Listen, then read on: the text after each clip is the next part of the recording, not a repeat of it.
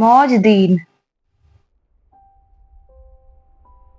यह कहानी धार्मिक समानता होने के बावजूद समाज में व्याप्त सांस्कृतिक विभाजन को बहुत ही साफगोई से बयान करती है।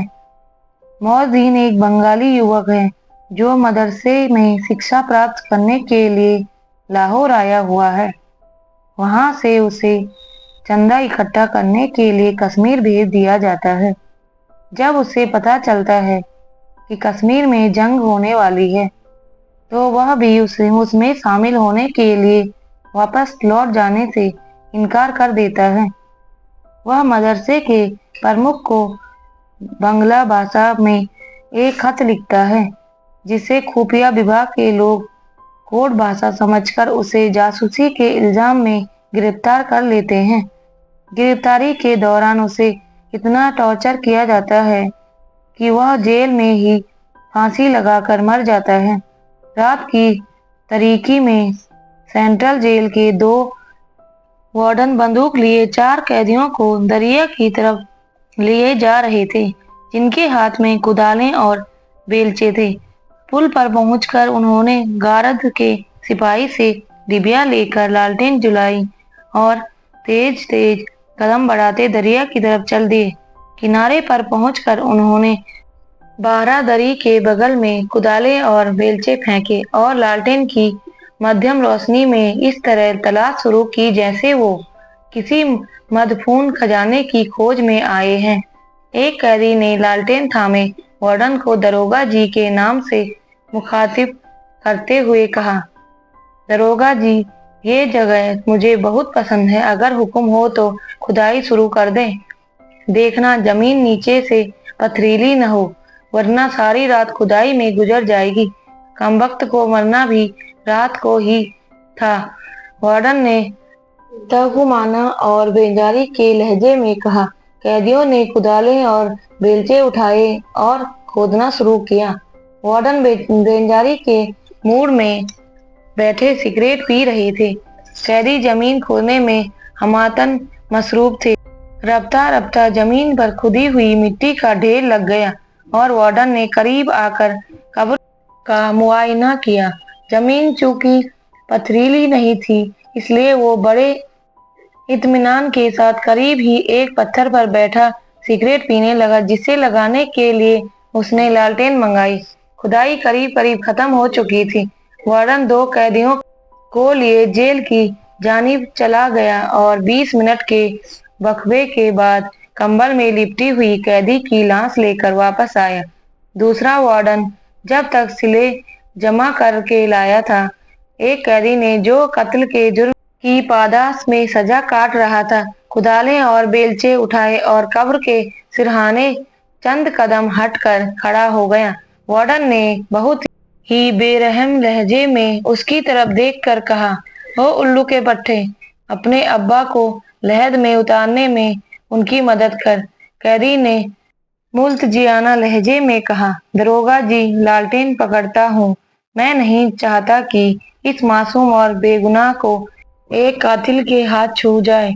वार्डन ये सुनकर गर्जा, बेगुनाह के बच्चे जासूस को मासूम कहता है। कातिल ने कहा, दरोगा जी, मैं कातिल हूँ, यही एहसास मुझे इस कैदी की लाश छूने से रोकता है। जासूस दफनाया जा चुका था। कैदी और वार्डन जा चुके थे। सुबह 8 बजे पुलिस की मयत में डिप्टी कमिश्नर कब्र पर आया। जेल के हुक्म के बयानात लिए गए और डिप्टी कमिश्नर साहब अदालत तशरीफ ले गए। पेशी की पहली मिसल जो उठाई गई, उस पर सरकार बनाम मौजदीन लिखा था। अर्दली ने 3 मर्तबा कमर अदालत से बाहर निकलकर बुलंद आवाज में 3 बार पुकारा, बल्कि यूं कहिए कि ललकारा, सरकार बनाम मौजदीन।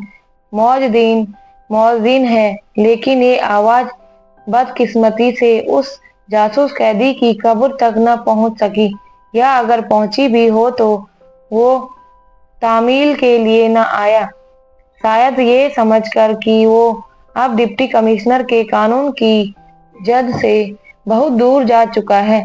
उस जगह जहां कोई और कानून चलता है, जहां डिप्टी कमिश्नर के सम्मान की भी तामील नहीं हो सकती। मुलजिम चूंकि गैर हाजिर था, इसलिए डिप्टी कमिश्नर साहब बहादुर ने अदम हाजिरी ए मुलजिम कार्रवाई एक तरफा के लिए मिसल उठाई और रीडर से जुर्म की नौयत दरियाफ्त की। जासूसी मुंशी ने नंबर 1 की कार्रवाई लिखते हुए कहा, मुलजिम रात को सेंट्रल जेल में फौत हो चुका है, मिसल दाखिले दफ्तर कर दिए जाए। डिप्टी कमिश्नर ने हुक्म दिया। जासूस की सेंट्रल जेल में मौत की खबर शहर भर में इसलिए मशहूर हो गई है कि जिला के डिप्टी कमिश्नर और पुलिस के अफसरों ने उसकी नमाज जनाजा पढ़ी। आजाद कमिश्नर हुकूमत के नेक सीरत अफसरों की हर तरफ से दाद और तहसीन दी जा रही थी।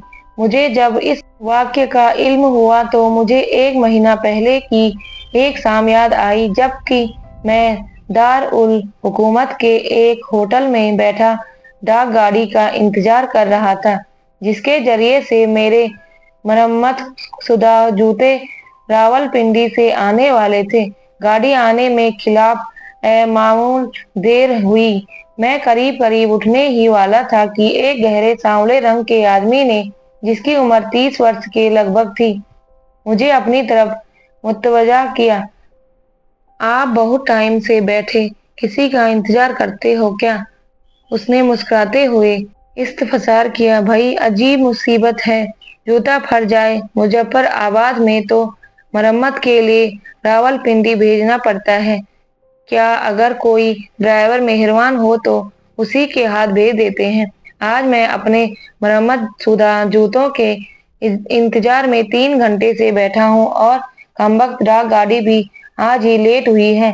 खैर, कल सही है।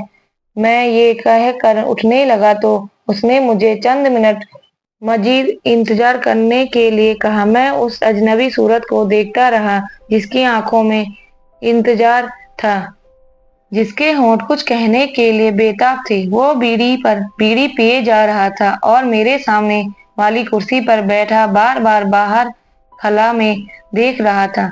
मैं डाक गाड़ी के इंतजार में हर एक हॉर्न पर कान धरता वक्त गुजारने के लिए मैंने उससे पूछा, आप यहाँ क्या कर रहे हैं?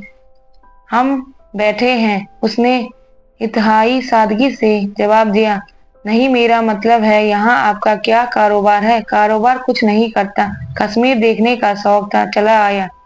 आप कहाँ से आए हैं? लाहौर से।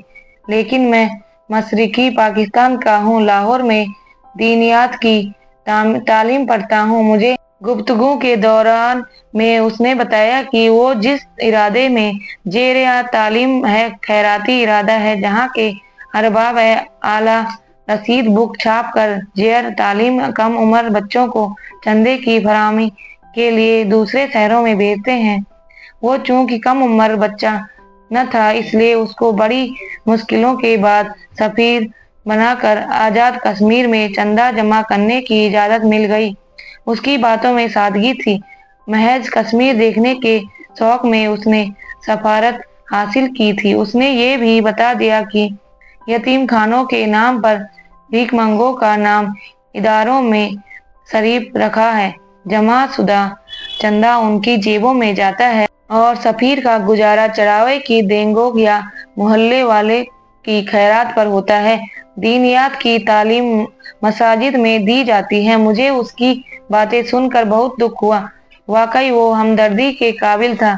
उसने मुझे बताया कि वो इस शहर में नया है और किसी मस्जिद का पता भी नहीं जानता जहां वो रात बसर कर सके। मैंने मस्जिद का पता दिया और उसके लिए रोटी मंगवाई। वो चूंकि भूखा था, उसने बिला तकल्लुफ बजाय रोटी के सादा चावल के लिए बैरे से कहा, हम लाहौर की मस्जिद में भी लोगों का दिया खाते हैं, इसलिए इधर भी हमने इनकार नहीं किया। उसने इंतहाई सादगी से कहा। वो खाना खा चुका था। इजाजत लेकर उसने जेब से लिखने के लिए पेंसिल और कागज निकाला और अपने घर वालों को बंगला जुबानी में खत लिखने लगा। मैं जब तक फार्मेसी गाने सुनता था रहा। खत लिखने के बाद उसने मुझसे माफी मांगी और कहा कि मैंने घर वालों को लिखा है कि मैं आजाद कश्मीर आया हूँ, अब यही आऊंगा। अगर پاکستان نے ہندوستان کے خلاف جہاد شروع کیا تو میں بھی اس میں حصہ لوں گا اور کشمیر کو آزاد کراؤں گا۔ میں نے جواب میں ہندی مقبوضہ کشمیر کی خوبصورتی کا ذکر کیا، کشمیر مسلمانوں پر بھارتی ظلم و استبداد بیان کیا، جس سے وہ اور زیادہ متاثر ہوا۔ پھر ہم لاہور واپس نہیں جائیں گے، کل ان کو بھی خط لکھے گا، جہاد شروع ہونے تک ادھر ہی پان بیڑی کی چھاوڑی لگائے گا۔ اس نے فیصلہ کن لہجے میں کہا۔ اتنے دیر میں ڈاک گاڑی آئی اور میں وہاں سے اٹھ کر لاریوں کے اڈے کی طرف گیا اور وہ میرے بتائے ہوئے راستے سے مسجد کی طرف گیا۔